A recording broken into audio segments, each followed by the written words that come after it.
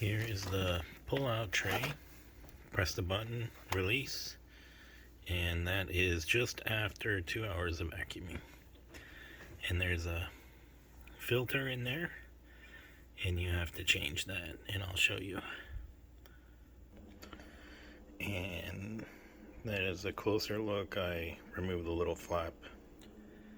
And this is end of life almost. There's only a couple hours left on this filter, but as you can see, it is pretty nasty. And I can show you how to change this filter. I just bought this. Was not very much money. I think it was like $15. And it gave me all the parts to the Roomba. These parts cost anywhere from like $15 on up each, and I could not even find the replacement filter through the Roomba app that I'm about to show you how to change. And that is the filter. As you can see, you get a lot of filters in this package. And the other thing is that they do have the storage container where the dirt is filled with the filter for $40. So you get all this for $23.49. So we're going to go ahead and remove the bin, and as you can see from the night before, that's how much it got.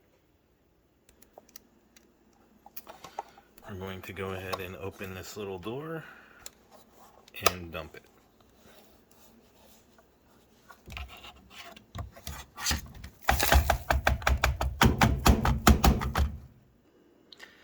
Now there's a clip here and a clip here. We're going to squeeze those inward and just remove the filter.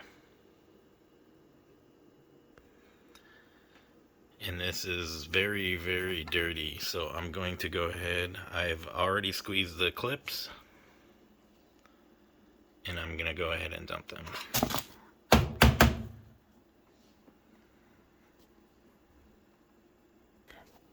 I have my replacement filter, and I'm going to go ahead and just take it out of the bag and plop it back in there and clip it back in. I got my filter in, and I'm gonna just plop it down and clip it in. You can press on both sides just to make sure that they're clipped in, and bam, you get a new filter. Also, be sure to go into the app and reset your filter, put your door back on, and you're good to go.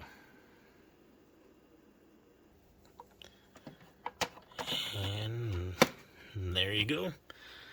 And just make sure to reset it in the app. Reset the filter.